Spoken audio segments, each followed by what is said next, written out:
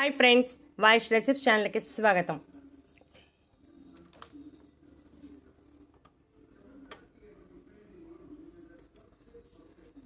ఈ మొక్క మీ ఇంటి ముందు కనిపిస్తే పొరపాటును కూడా పీకవద్దు. ఎందుకో ఈ వీడియో చూస్తే మీకే అర్థమవుతుంది. మన ఇంటి చుట్టుపక్కల ఎన్నో రకాల మొక్కలు ఉంటాయి. మనం వాటి గురించి పెద్దగా పట్టించుకోం. అలాగే వాటిని పిచ్చి మొక్కలుగా భావిస్తూ ఉంటాం. ఆ మొక్కల గురించి తెలుసుకుంటే ఆ మొక్కలను ఇంటిలో కూడా పెంచుకుంటారు. ఒకవేళ ఇంటిలో ఉన్న పీకకుండా ఉంచుతారు. ఆ మొక్కలలో ఎన్నో ఆరోగ్య ప్రయోజనాలు దాగి ఉంటాయి. వాటి గురించి మనలో చాలా మందికి తెలియదు. ఈ మొక్కలు పల్లెటూరులో ఉండేవారికి సుపరిచితమే. పల్లెటూరులో రోడ్డు పక్కన పొలాల గట్ల మీద దర్శనమిస్తాయి. ఈ మొక్కను గడ్డి చామంతి అంటారు. పొలం పనులు చేసిన వారు ఏదైనా గాయాలు దెబ్బలు తగిలినప్పుడు ఇటువంటి మొక్కలను ఉపయోగిస్తారు. ఈరోజు అటువంటి మొక్కల్లో ఒకటైన గడ్డి చామంతి గురించి వివరంగా తెలుసుకుందాం. సాధారణంగా ఈ మొక్కను కలుపు మొక్కగా భావించి పీకేస్తూ ఉంటారు. అయితే ఈ మొక్కలో ఔషధ గుణాలు అధికంగా ఉంటాయి. ఆస్టరేసియా కుటుంబానికి చెందిన ఈ గడ్డి చామంతిని ప్రాంతాన్ని బట్టి అనేక రకాల పేర్లతో పిలుస్తూ ఉంటారు. తెలంగాణలో నల్లారం అని పిలుస్తారు. ఇంగ్లీష్లో మెక్సికన్ డైసీ కోట్ బటన్స్ అని కూడా పిలుస్తారు. సంస్కృతంలో జయంతి వేద అని అంటారు. ఈ గడ్డి చామంతి మన తెలుగు రాష్ట్రాల్లో ఎక్కడ పడితే అక్కడ కనిపిస్తుంది. గడ్డి చామంతిని వైశాలకర్ణి, గాయపాకు, రావణాసుర తల అని కూడా పిలుస్తారు. మీ ప్రాంతంలో ఈ మొక్కను ఏ పేరుతో పిలుస్తారో కామెంట్ సెక్షన్లో చెప్పండి. ఈ ఆకును ఎక్కువగా గాయాల చికిత్సలో ఉపయోగిస్తారు.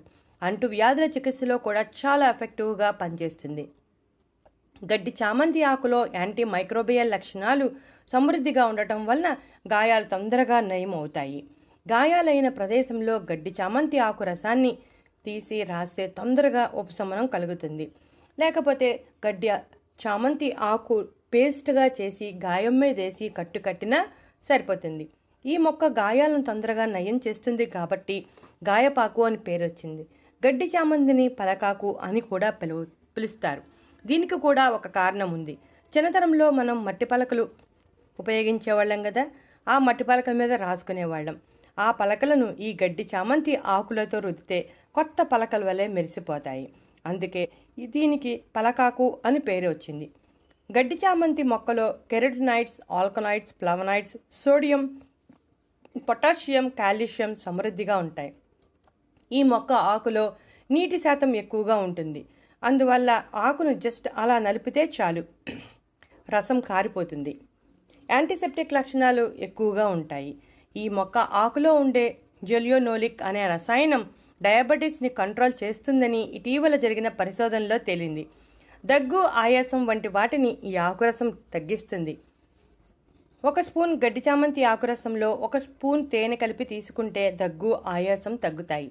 గడ్డి చామంతి ఆకురసం చర్మ వ్యాధుల చికిత్సలో చాలా సమర్థవంతంగా పనిచేస్తుంది.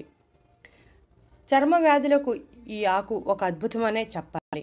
దోమలు ఎక్కువగా ఉన్నప్పుడు ఈ ఆకును ఎండబెట్టి నిల్వ ఉంచుకోవాలి. దోమలు ఉన్నప్పుడు ఈ ఆకు పొగ పెడితే దోమలు పారిపోతాయి. లివర్ సమస్యలు తగ్గించడంలో ఈ ఆకు చాలా ఎఫెక్టివ్గా పనిచేస్తుంది. లివర్ సమస్యలు ఉన్నప్పుడు ఈ ఆకురసంలో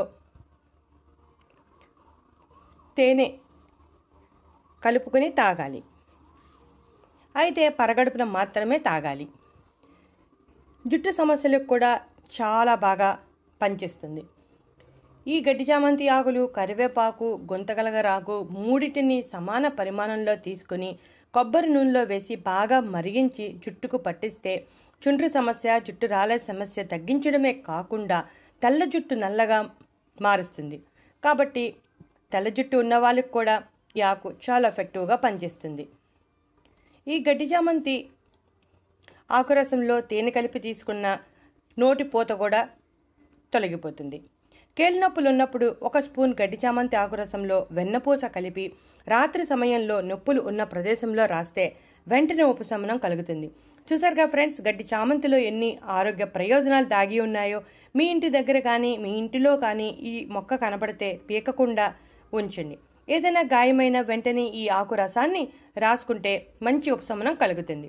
ఈ వీడియో నచ్చితే లైక్ కొట్టండి.